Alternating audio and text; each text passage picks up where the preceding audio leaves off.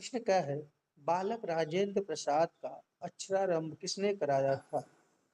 इसका उत्तर है बालक राजेंद्र प्रसाद का अक्षरारंभ मौलवी साहब ने कराया था। प्रश्न नंबर ख, उनके साथ कौन कौन पढ़ता था? बालक राजेंद्र प्रसाद के साथ कौन कौन पढ़ता था? उनके साथ उनके साथ उनके ही कुटुंब के दो चचेरे भाई पढ़ते थे। प्रश्न नंबर ग है, मौलवी साहब पहले मौलवी साहब और दूसरे मौलवी साहब में क्या अंतर था? का उत्तर है पहले मौलवी साहब कुछ विचित्र आदमी थे, उनका बहुत सी बातों पर दावा था, जबकि दूसरे मौलवी साहब बहुत गंभीर स्वभाव के थे और अच्छा पढ़ाते थे।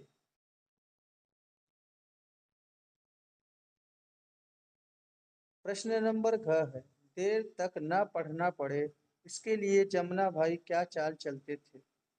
इसका उत्तर है देर तक न पढ़ना पड़े इसके लिए जमुना भाई रेत की पोटली बनाकर उसे दिए में रख देते थे।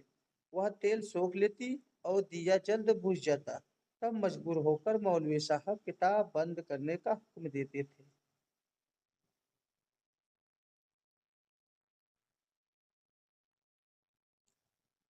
तीसरा में क्या कह रहा है, नीचे दिए लिखे शब्दों को सही क्रम में वाक्य बनाइए। तो इसका सही उत्तर क्या होगा? वे एक कोठरी में रहा करते थे। इसका उत्तर हमने अभी आपको बाद में दिखाते हैं। दूसरा है, समय भी था खेलने के लिए कूदने दिया जाता। तीसरा, आधा प्राय मिलती छुट्टी घंटे की थी। चारपाई साहब सोते मौलवी थे। तो इसका सही तो उसका सही क्रम, नीचे दिए गए शब्दों का सही क्रम यह है।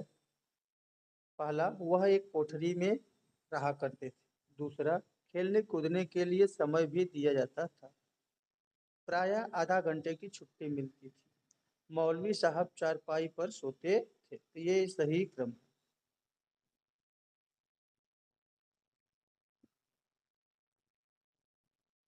भाषा के रंग में प्रश्न ख है, छोटे बड़े इधर उधर।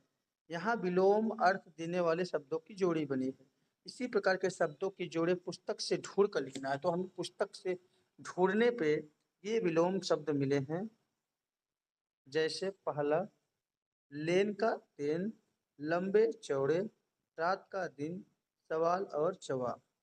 तो बच्चों आगे बढ़ते हैं। प्रश्न 3 के ख ग में वगैरह धीरे धीरे, तरह तरह। यहाँ एक ही शब्द की आवृत्ति दो बार हुई है। इस प्रकार के 5 शब्दों के जोड़े को पुस्तक से ढूंढकर लिखना है। तो जैसे धीरे धीरे, तरह तरह है, ठीक उसी प्रकार से पुस्तक में ढूंढने पे हमें क्या मिला है? धक धक, अपने अपने, युग युग, जोर जोर, कल कल। नेक्स्ट क्वेश्चन है बेखौफ। क्वेश्चन नंबर घ, तीसरा का घ है भाषा के रंग में। बेखौफ शब्द में बे उर्दू का उपसर्ग जुड़ा है। यह उपसर्ग शब्द में जुड़कर उसका अर्थ उल्टा कर देता है। मतलब ये अपोजिट शब्द बनाता है। खौफ का अर्थ होता है भय, परंतु बेखौफ का अर्थ निर्भय हो जाता है।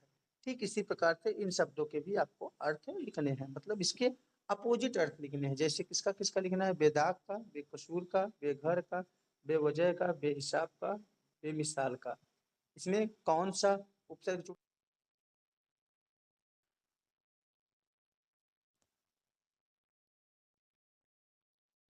तो इसका सही उत्तर है बेदाग। बेदाग का क्या मतलब होता है? स्वच्छ। बेकसूर, बेकसूर का मतलब होता है निर्दोष। बेघर, बेघर का मतलब होता है गृह विहीन। बेवजह, बेवजह का मतलब होता है अकारण। बेहिसाब, बेहिसाब का मतलब होता है अत्यधिक। बेमिसाल, बेमिसाल का मतलब होता है अनुपम। तो इस प्रकार से यह चैप्टर कंप्लीट हुआ। तो इस प्रकार से हमने इसके सभी प्रश्नोत्तर को कर लिया है। तो मिलते हैं अपने नेक्स्ट वीडियो।